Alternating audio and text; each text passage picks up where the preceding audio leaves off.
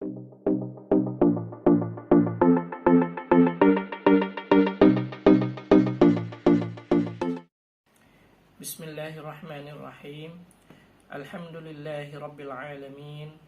Wassalatu wassalamu ala ashrafil anbiya'i wal mursalin wa ala alihi wa sahbihi ajma'in. Qala Allah ta'ala: wa qada rabbuka alla ta'budu illa iyyahu wa bil walidaini ihsana imma yablughanna 'indaka al-kibara ahaduhuma aw kilahuma fala taqul lahumā uffin wa la tanharhumā wa qul lahumā qawlan karīmā. Assalamualaikum warahmatullahi wabarakatuh. Kepada semua murid-murid, apa khabar semua? Moga mendapat manfaat daripada program kita, iaitu program perkhemahan dalam talian.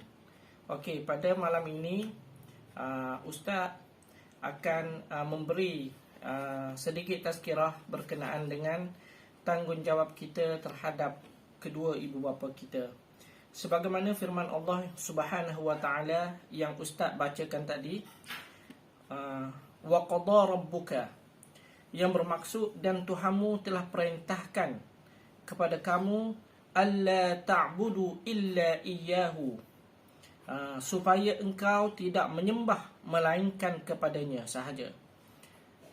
Wabil walidaini ihsana, dan hendaklah engkau berbuat baik kepada ibu bapa.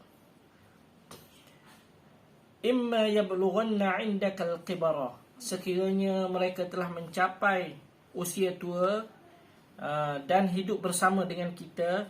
Indaka, yakni hidup bersama dengan kamu. Al-kibara ahadahuma, yang mana salah satu daripada mereka telah lanjut usianya, au kilahuma, ataupun kedua-duanya sekali telah lanjut usianya. Fala taqul lahumā uffin, maka jangan sekali-kali kamu menengking mereka.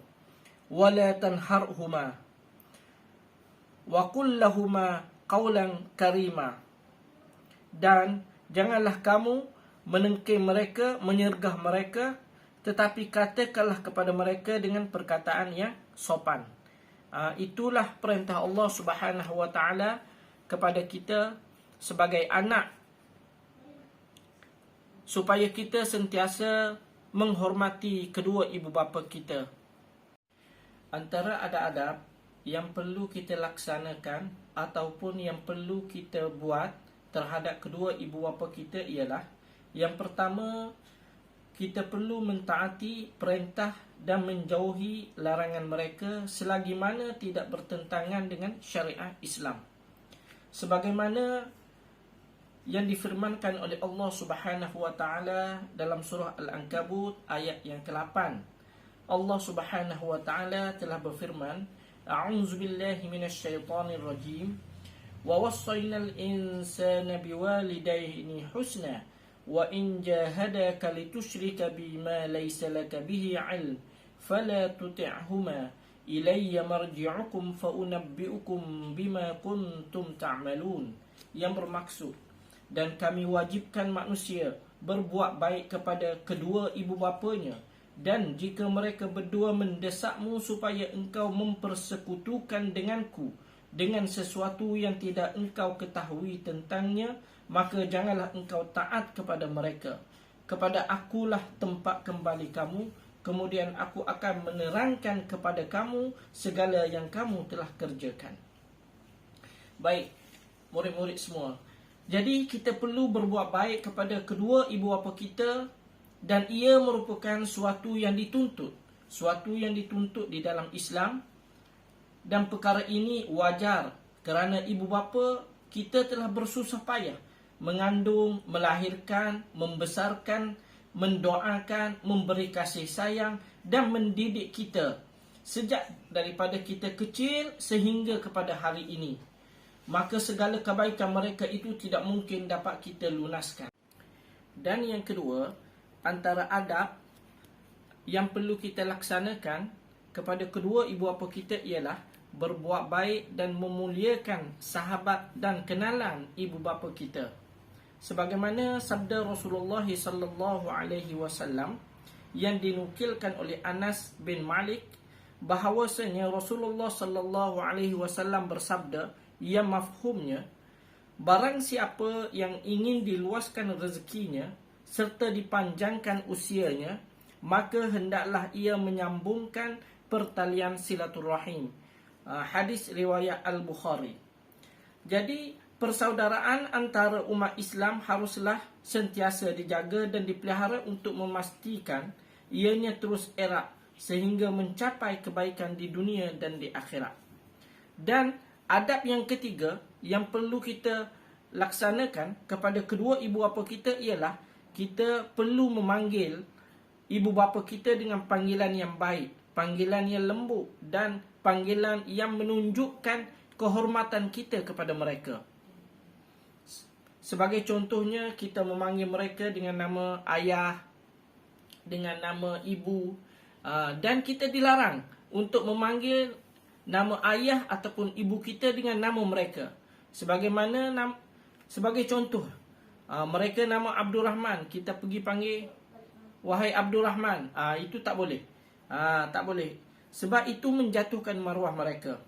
Dan yang keempat, antara adab yang perlu kita laksanakan ialah kita menggunakan bahasa yang sopan, bahasa yang lemah lembut dan hormat ketika berkomunikasi dengan mereka. Jangan sekali-kali kita menengking mereka, jangan sesekali kita meninggikan suara kita di hadapan mereka. Yang kelima, kita mesti sentiasa menjaga perasaan ibu bapa kita. Kita kena sentiasa, sebagai anak kita kena sentiasa menjaga maruah mereka.